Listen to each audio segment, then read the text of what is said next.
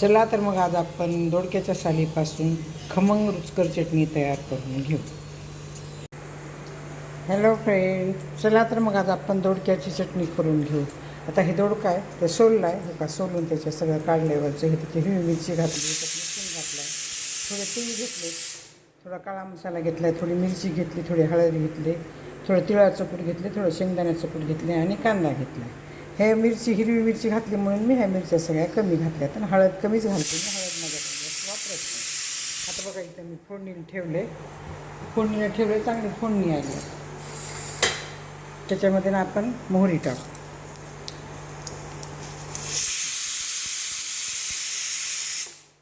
आता मोहरी चांगली तडतडली की जिरे टाकायचे, जिरे चांगले तडतडले की त्याच्यामध्ये कांदा टाकायचा.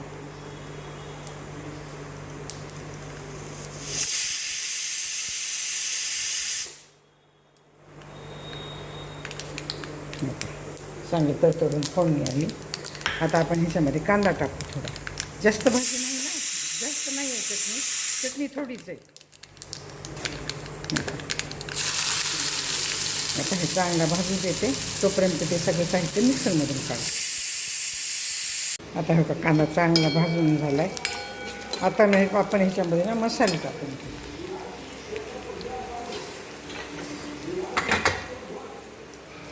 अगोदर मी तीळ टाकून घेते. तीळ उडते आहेत बरं का, त्याला सतत हलवावं लागतं. तीळ उडून बाहेर येते तर कढईचे कांदे आहेत म्हणून उडणार नाहीत आज जास्त, उडतेत ती. आता आपण हे काढलेला सगळा मसाला ह्याच्यामध्ये टाकू.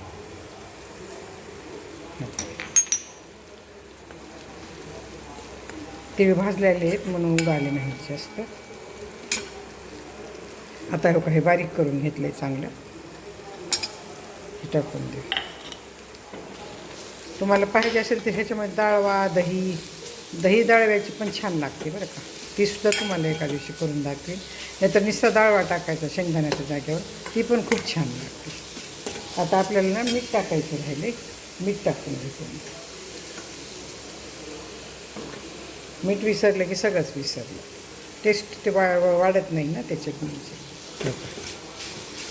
हिरवी मिरची टाकली म्हणून मी लाल मिरची कमी टाकली. कोणती शिज साबूत राहिली एक. आता ह्याच्यात पाणी टाकता येत नाही ना, पाणी टाकली की ह्याची चव बिघडते. आता हे ह्याच्यामध्ये ना तिळाचं कूट टाकलं, हे शेंगदाण्याचं कूट टाकलं. आता हे चांगलं हलवून घेते. ह्याच्यामध्ये अद्रक लसूण टाकलेली आहे का, तर मी ती त्याचे वरचे ते काढले होते ना सालपट, त्याची साल काढली होती ना, त्याच्यामध्येच मी अद्रक लसूण टाकलेलं आहे बरं का, मिक्सरमधून काढताना दाखवलं होतं तुम्हाला काढायचं आहे म्हणून. थोडा कांदा टाकला आहे, तुम्ही बिना कांद्याची पण करू शकता, कांदा लसूण नसेल खात तर स्किप करू शकता, तसं पण करा. आता हे चांगलं एकदा हलवून घेते मी. ह्याच्यामध्ये कुठं शिरा राहिले ते तोडून घेते, का तर त्या कचकच येतील दाताखाली. पाणी टाकलं नव्हतं ना मिक्सरमध्ये, थोडं पाणी टाकलं की शिरा दळतात, एखाद वेळेस निबर पण असतील शिरा. आता ह्याला चांगलं हलवते आणि नंतर तुम्हाला दाखवते. ह्याच्यावर कोथिंबीर सर्व करायची, खायला द्यायचं. आता हे बघा, ही चटणी किती छान तयार झाली, तेल सुटले, चटणी शिजली म्हणून समजायचं. माझी जर दोडक्याच्या सालीपासून तयार केलेली चटणी तुम्हाला आवडली असेल तर सबस्क्राईब करा, लाईक करा, बेल आयकॉन क्लिक करून कमेंटमध्ये मला सांगा की तुम्हाला माझी चटणी कशी वाटली. धन्यवाद.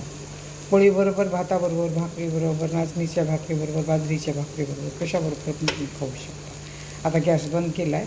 आता मी हे सर्व करायला काढते. ह्याच्यामध्ये कोथिंबीर टाकली बरं मी नंतर.